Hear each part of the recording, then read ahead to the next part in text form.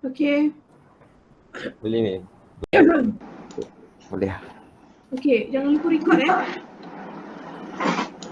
Dah record dah. Alright. Okay.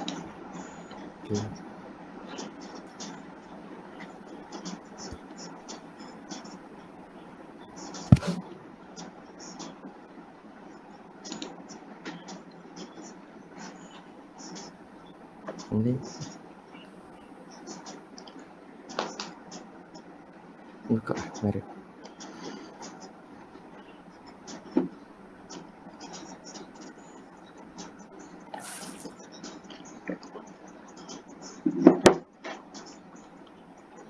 Okay. Assalamualaikum warahmatullahi wabarakatuh dan salam sejahtera. Okay, kami dari Kumpulan 5 ingin membentangkan tentang pemasangan kemasan lantai kayu berlaminasi. Okey. Kami daripada Kumpulan 5 terdiri daripada saya, Amiruddin Aiman, dan rakan-rakan saya seperti Azim Akmal, Umi Safia Masyarah dan juga Samir Kuan. Okey. Apa yang kami akan terangkan pada kali ini adalah pengenalan tentang lantai kayu berlaminasi, definisi, fungsi, jenis-jenisnya, kelebihan dan kelemahannya, cara pemasangannya, ciri keselamatan dan kesimpulan. Okey. Untuk pengenalan, sejak pada awal tahun 90-an, paket berlapis yang digunakan sebagai alternatif kepada penutup lantai lain telah mula diperkenalkan oleh sebuah syarikat di Sweden. Selepas lantai kayu berlaminasi diperkenalkan di 850 kedai di Amerika Syarikat, era baru bermula untuk bahan itu, lantai kayu lamin. Lantai kayu laminat telah menindas pasaran pembinaan bahan-bahan seperti jubin seramik, lantai kayu semula jadi dan kapet serta menjadi produk popular pada masa yang agak singkat. Okey, untuk definisi saya serahkan kepada Samir Kuan. Okey. Saya akan menerangkan tentang definisi. Lantai kayu laminasi juga dikenali sebagai jubin kayu terapung floating di Amerika Syarikat, merupakan produk lantai kayu sintetik yang dihasilkan daripada pelbagai campuran kayu, bahan utama dengan bahan yang tertentu melalui proses tekanan. Ia adalah digabungkan dengan beberapa lapisan laminasi, corak dan gambar seakan-akan seperti keratan kayu sebenar. Biasanya, medium density fiberboard MDF atau high density fiberboard HDF dan lapisan teras dalaman adalah terdiri daripada bahan papan gentian dan resin melamin. Produk lantai kayu laminasi asasnya mengandungi 4 hingga 5 lapisan yang mengikuti jenama dan grade bagi penggilang pengeluar masing-masing. Lantai kayu laminasi semakin popular dan berkembang dengan akar ketara kerana ia lebih mudah dipasang dan permukaan lantai yang lebih kelihatan tradisional. Next.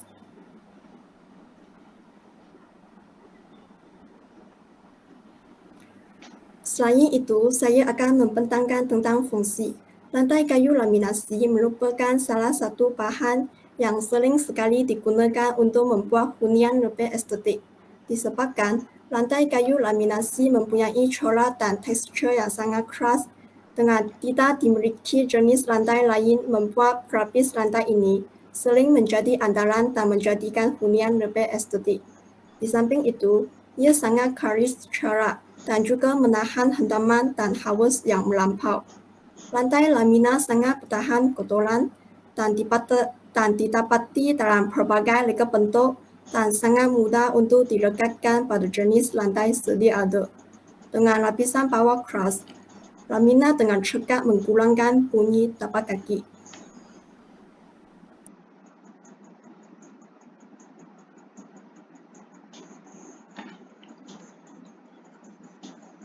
So, jenis lantai laminasi, okay, kita ada 4 jenis. Yang pertama adalah oak laminate. Oak laminate ni boleh dikatakan sebagai lantai yang paling popular dah dalam jenis-jenis lantai laminasi ni. Ini kerana lantai laminasi ni hampir bersesuaian dengan semua jenis gaya hiasan yang kita akan buat untuk sesuatu dalam bilik tu. So lantai ni juga ditawarkan dalam pelbagai jenis pilihan warna dan gaya. Walaupun begitu, lantai ni bukan sahaja sedikit mahal, namun ianya juga memerlukan banyak kerja untuk diselenggara. Keseluruhannya, lantai ni sesuai untuk digunakan di setiap bilik kerana ianya akan memberikan bilik itu kelihatan moden dan sesuai dengan hampir semua desain bilik yang digunakan. Okey, seterusnya.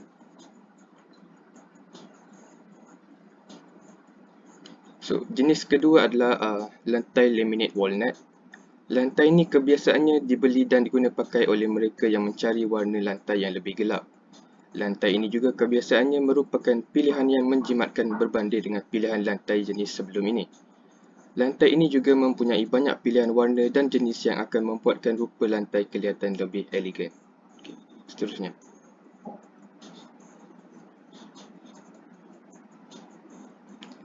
Jenis yang ketiga adalah jenis hickory laminate. Lantai ini mempunyai banyak variasi dan pilihan warna yang berbeza dari jenis-jenis lantai yang saya sebut sebentar tadi. Pembeli boleh mencari lebih banyak pilihan warna yang ditawarkan oleh lantai ini. Tidak kiralah dari segi warna merah, kuning air, kelabu ataupun warna gelap dan terang, lantai ini dapat menawarkan banyak variasi dari segi warna. Okay. So, jenis yang terakhir adalah jenis chestnut laminate. Lantai ini dapat menawarkan beberapa warna yang mana kita boleh katakan ianya berbeza sedikit daripada lantai jenis lain. Lantai ini akan memberikan rasa vintage ataupun gaya lama kepada mata pengguna. Walaupun lantai ini tidak sepopular lantai-lantai lain, lantai ini masih dapat menyelah dengan menyerupai rupa dan kecantikan yang tersendiri. Lantai ini juga mudah dipasang, mudah dibersihkan dan juga sangat sesuai untuk digunakan di dalam sesebuah ekosistem harian manusia. Okay. So, untuk kelebihan dan kekurangan.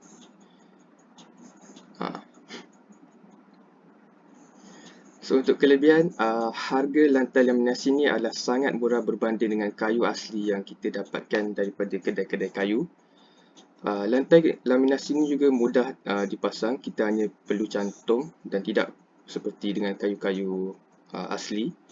So, lantai laminasi ini juga tahan lasak dan mesra kepada haiwan. Ini dikatakan kerana bila ada haiwan dekat rumah, biasanya macam kucing lah kan, dia suka cakar lantai dan lantai ni boleh katakan lasak juga lah. Okay. So, untuk kekurangan, lantai laminasi ni tidak boleh dikemas semula ataupun orang panggil sebagai refurnish balik. Lantai ni juga tidak tahan lama seperti kayu asli. Lantai ni juga tidak sesuai untuk kawasan basah. So, bila basah tu, lantai tu akan jadi kembang dan kebanyakannya akan mudah rosak lah. Dan akhir sekali adalah lantai laminasi ni mempunyai nilai jualan yang sangat-sangat rendah. Okay.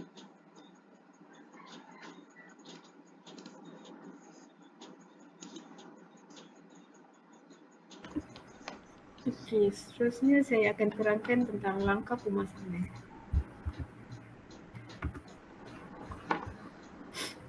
Okey.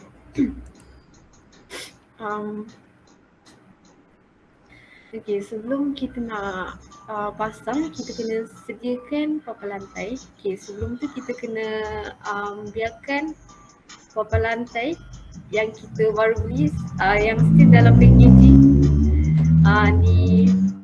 di ruang yang kita nak pasangkan papan lantai tu.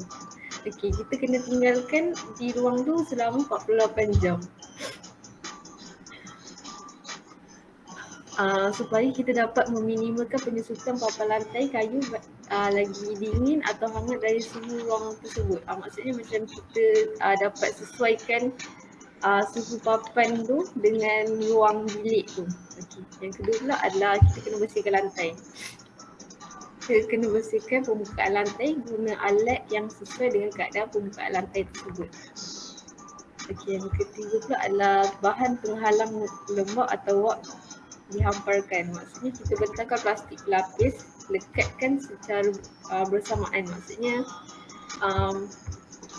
terlekatkan guna pita pelekat tak bertindih lah, maksudnya dia macam ni.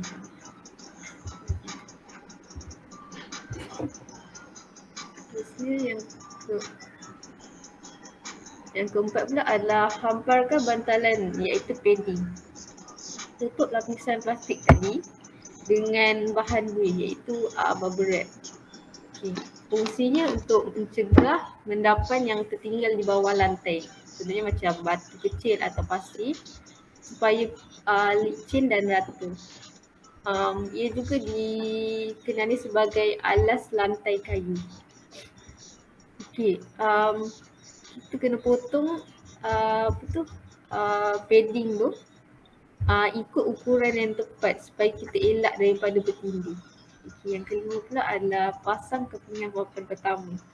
Mulakan daripada bahagian sudut kiri atas. Contohnya macam ni. Okay. Ni contoh bilik korang. Okay. Ni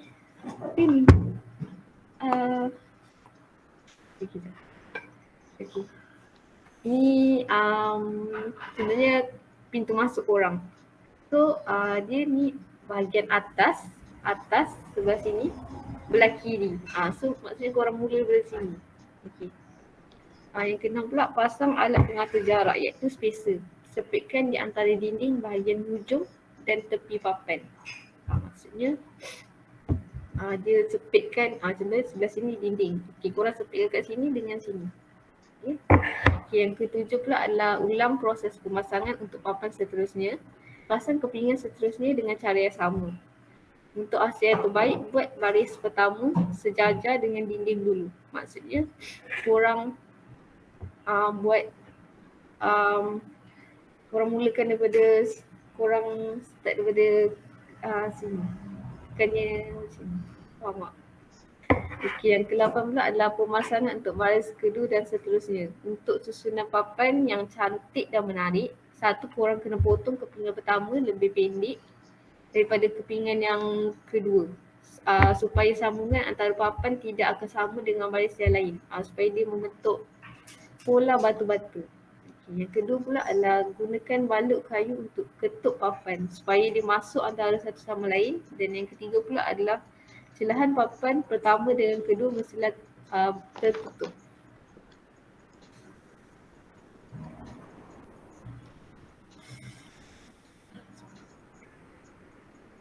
Seterusnya adalah potong papan yang terlebih atau tidak boleh masuk ke ruang yang tersisa. Okay, contohnya macam kita nak potong papan yang bentuk yang macam pelik-pelik macam tiga segi ke. Kita kena potong papan ikut bentuk ruangan yang tinggal tu, and then kita ukur ruangan yang tinggal dan tandakan pada lantai papan. Kemudian potong papan tu guna gergaji meja. Dan yang terakhir adalah yang ke-10 iaitu pekerjaan penyelesaian. Okey, yang pertama kita kena cabut pengatur jarak iaitu spacer tadi.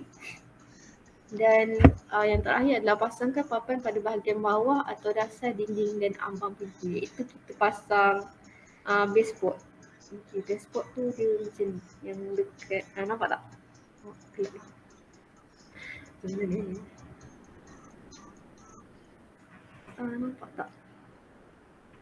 Yang dekat bawah lantai tu.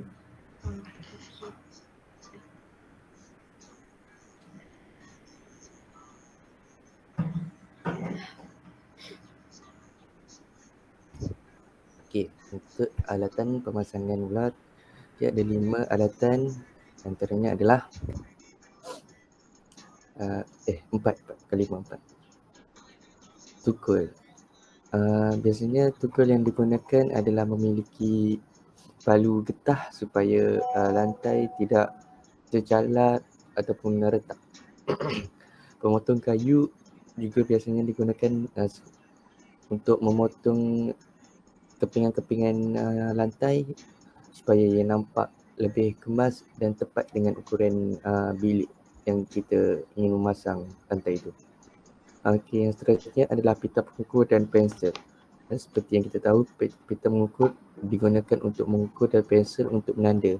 Jadi untuk supaya lantai itu nampak lebih kemas dengan ukuran bilik, kita perlulah mengukur jarak-jarak yang tepat antara dinding tersebut.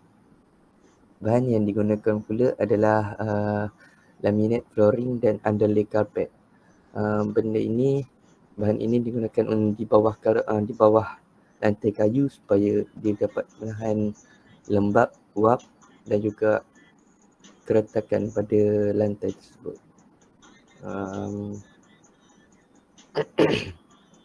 Komponen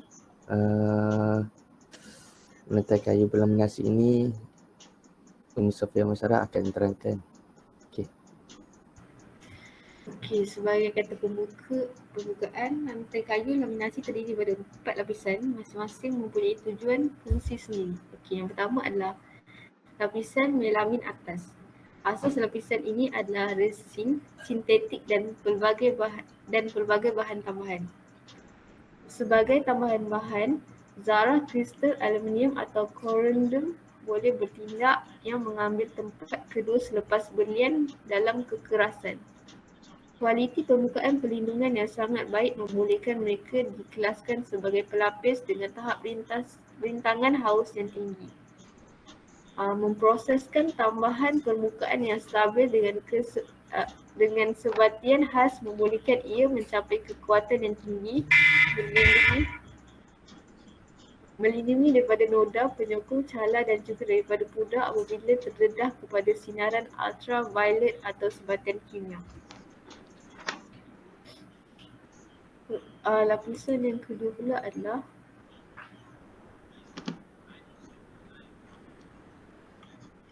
lapisan hiasan. Ia terdiri daripada sekeping kertas di mana gambar resolusi tinggi diterbitkan semula, menjadikan lantai lamina kelihatan estetik, indah dan memberikan keanggunan khusus kepada lantai. Yang seterusnya, produk berkualiti tinggi ini terkenal kerana mempunyai tahap ketahanan yang baik terhadap persekitaran. Okay, untuk lapisan yang ketiga pula adalah lapisan teras. Ia terdiri daripada 80% serat kayu yang berkepadatan tinggi.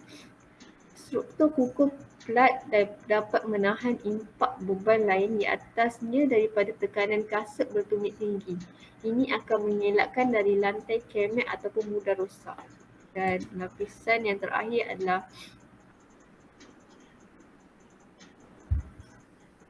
lapisan penyeimbang. Lapisan penyeimbang ni nama lainnya adalah lapisan penstabilan yang lebih rendah mampu untuk mengimbangi tekanan permukaan, memberikan kestabilan struktur dan meningkatkan kekuatan panel. Dan lapisan ini mempunyai ciri-ciri khalis bumi dan digunakan sebagai penebat bumi. Okey, seterusnya ciri keselamatan saya serahkan kepada Amiruddin.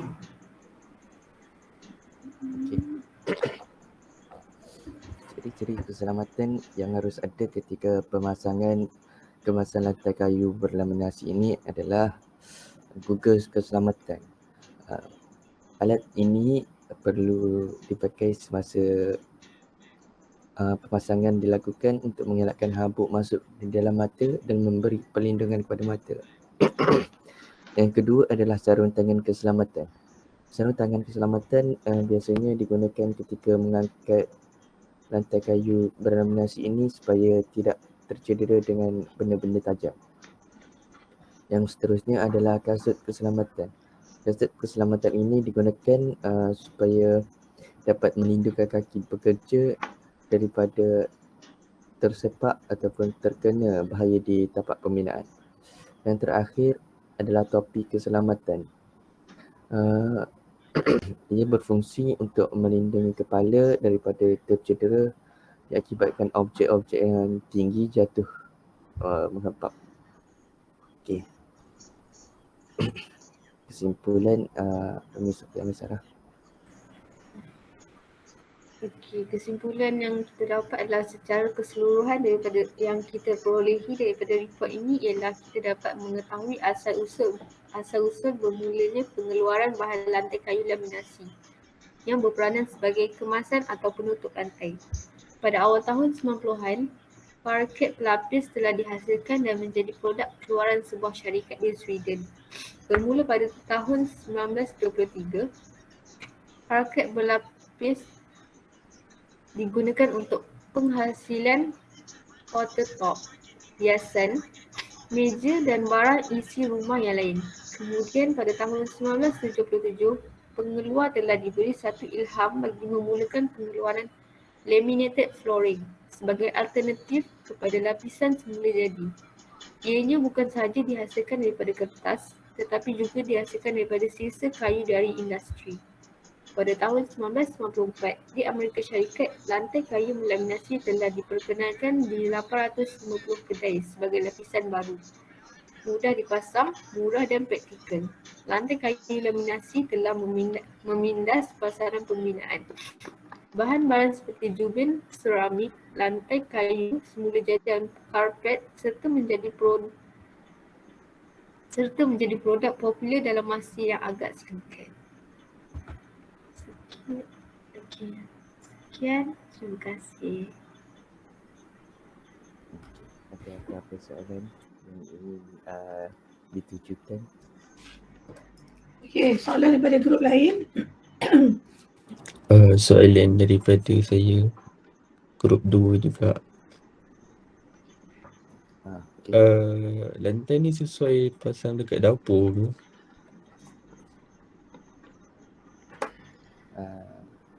Lantai ni sesuai je dipasang kat mana, tapi dia ada kelemahan dia mudah licin. Itu je kelemahan dia. Tapi sesuai je pasang kat mana kecuali dalam tandas. Oh, okey. Assalamualaikum. Saya Izzat daripada grup 6. Saya nak tanya sikit ni lah. Lantai ni kan sesuai tak nak pasang kat surau? Surau sesuai je. Sebab dia dapat menambahkan keselesaan kepada makmum-makmum untuk solat di masjid. Kerana dia tak keras seperti lantai tadi, batu kerikil tadi. Oh, agak-agak bila sujud tu kepala tu rasa keras tak? Tak, sebab dekat bawah kita ada pasang laminate laminate flooring and underlay carpet. Okey. Terima kasih. Assalamualaikum. Okey, lagi? Nak tanya, saya dari grup 4. Katakanlah kalau rumah tu terbakar, kayu tu kali sapi ya. Apa tu? Siapa ke grup 4 ni? Nama dia? Sazwan. Sazwan.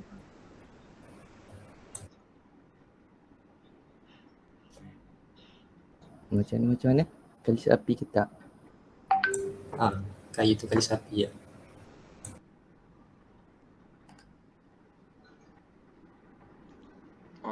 Dia tak kali sapi. Tak tahan sangat lah dengan api tu. Okey. Faham. Terima kasih.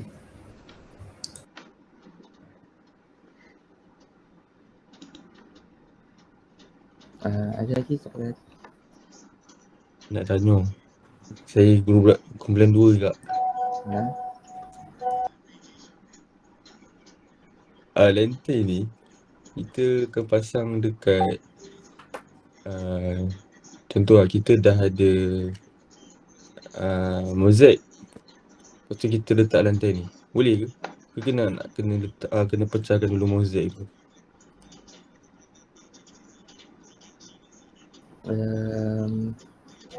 Untuk kajian saya, dia kata apa, tak ada masalah walaupun ada mozaik. Seperti yang saya cakap tadi, sebab di bawah tu kita ada pasang pelembab untuk mengelakkan daripada lantai kepingan-kepingan kayu tu letak dan berlaku kerosakan yang lain. Macam tu. Okey, faham. Terima kasih. Okey. Okey, lagi soalan? Saya Hakim dari kumpulan 7. Nak tanya, lantai ni boleh berkulat tak? Boleh. Bila dia lembab tu dia start nak berkulat lah.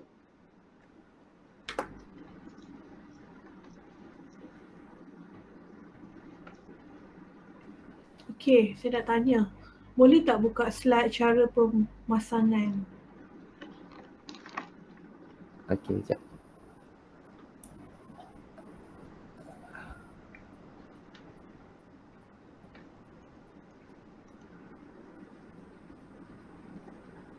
Susah. Macam gini. Gitu. Okey. Ni madam. Okey. Student, saya nak tanya, bila kawan awak present, awak faham tak bila dia explain langkah-langkah pemasangan ni? Saya faham. Saya Can you imagine apa yang diorang cakap? orang nak pasang lantai. You boleh imagine? Boleh faham. Yup. Boleh. Okey. Orang pelajar lain? Boleh. Boleh.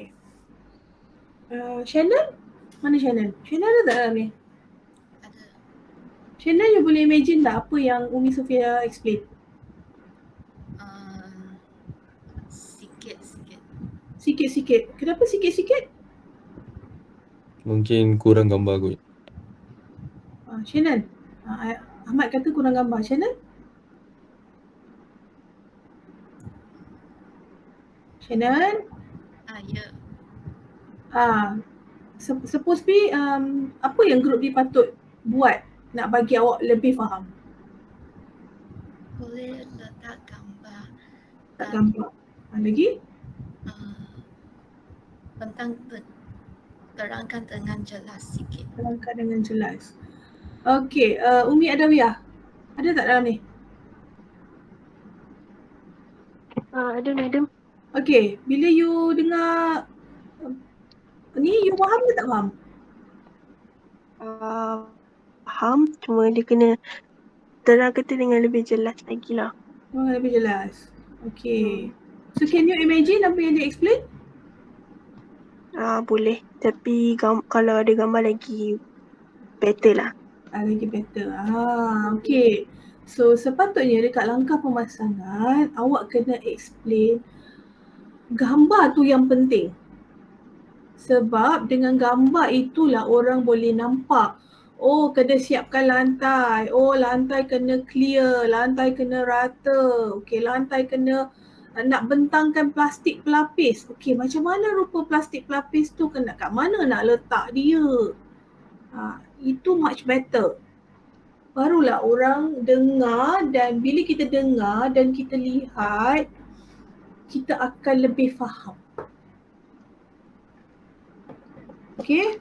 Okey, madam. Kita akan lebih faham. Okey, madam. Okey, madam. Okey, letakkan bersamaan. Okey, saya tak ada soalan dah. Thank you. Okey, thank you. Okay, thank you, madam. Welcome. Assalam. Okay, group